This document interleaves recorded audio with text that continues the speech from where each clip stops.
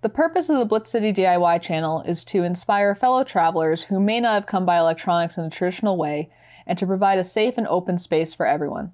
Tech is not neutral, especially now, and resources are always in the description to support communities and actions for positive change. We've had a very New England winter here so far in Massachusetts, and luckily, the music tech projects that I prepared to work on have kept me metaphorically warm. My most recent music tech adventure has been with 1V Oct, or 1 volt per octave.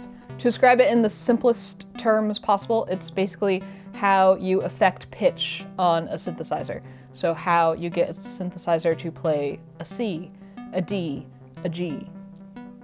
Long-term goal of mine is to make my own eurorack module that is like a sequencer melody generator thing, and to do that, I'll need to use 1V Oct, and it took me a little bit to figure out exactly how 1V Oct worked and what it was, because it feels very abstract when you're just getting started. Modular synths are basically musical circuits. You gotta think of it as like you're basically just connecting wires between all these different circuits so that they can affect each other, not unlike on a PCB or when you're using a dev board with a lot of sensors on it. A 1V Oct input takes in voltages. The lower the voltage, the lower the pitch, and vice versa. The circuit that's in the module that takes in that voltage signal then converts it so that it affects the pitch of the oscillator. A 1V Oct output uses a DAC to send these voltages out. And then notes, as we think of them from a Western music theory perspective, there's specific voltages that correspond with each note, not unlike how there's like MIDI note numbers and frequencies that correspond with notes. And there is an amazing table by Zoe Blade on her, what she calls her notebook, on her website. It's a great table that has the note name, the voltage for 1V Oct, the MIDI note number, and the frequency for everything, all the way down. I didn't see another resource like that anywhere else. It's super great. I will link it down below. Now, this might feel a little bit abstract, this idea of voltages corresponding with pitches and how they're getting into the synth, but what helped me think about it is when I realized it's kind of similar to RGB LEDs and neopixels. So a neopixel takes in RGB data to affect the color. If you send a value of 255 all the way on for red and 0 values for green and blue, that neopixel is going to be super red. It's going to be the reddest it could possibly be.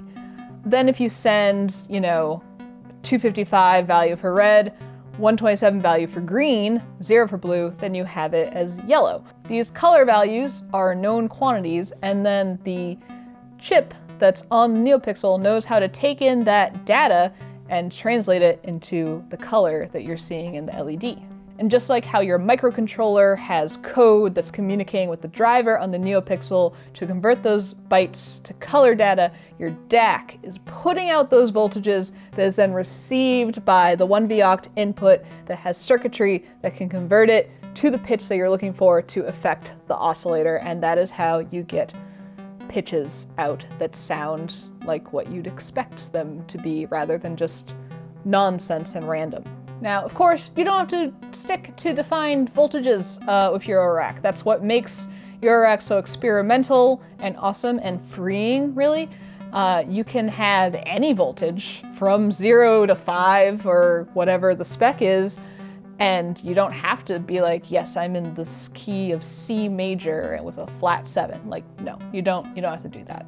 However, I personally have a music theory background, and when I think of music, no matter how hard I've tried, what can I say? I like to think of it in terms of scales and keys and harmonies. I really can't handle it when stuff is like slightly out of pitch. I can't deal. So this is me. I don't know. I wanna know what those voltages are that correspond to those Western notes, and that's what I want to do.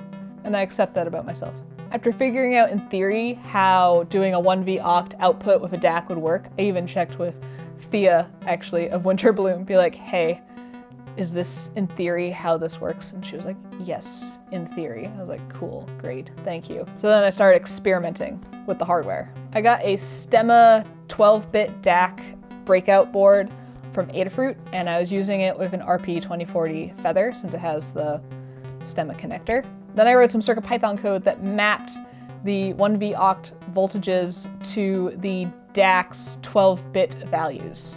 And the voltages I defined were for a C major scale. I did that so I could get the proper raw values to output on a channel of the DAC. At the time, I was testing with my Chibiscope, and I seemed to be getting the right voltages out, so it seemed like all was working. For the actual test with the synth, I decided to get a little fancier. I used async I/O, which basically allows your microcontroller to do 2 tasks at once, to be able to send different pitches out from 2 different channels on the DAC at the same time.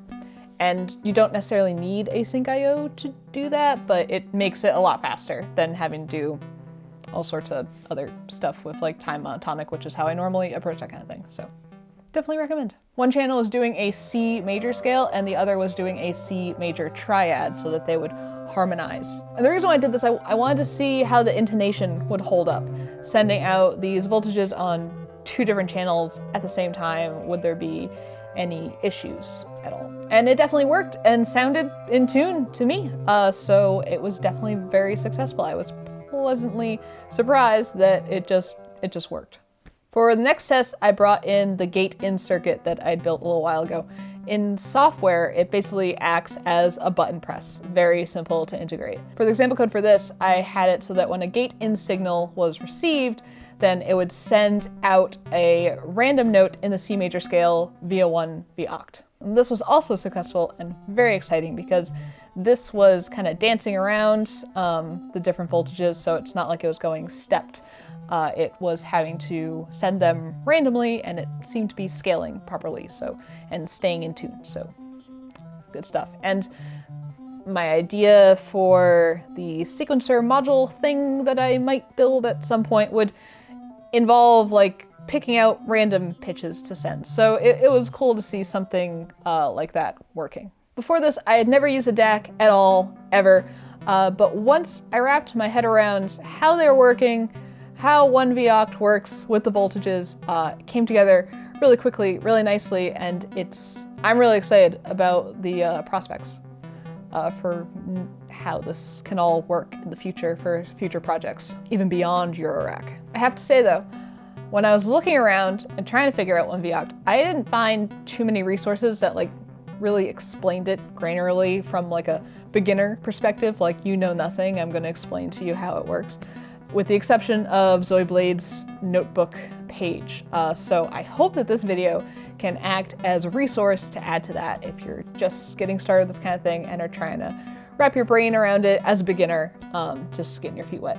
I'll have links down in the description, of course, to Zoe Blade's notebook, also to the code that I talked about in this video on GitHub for you to peruse and send out all the voltages that you ever could have dreamed of. But until next time, this has been Blitz City DIY.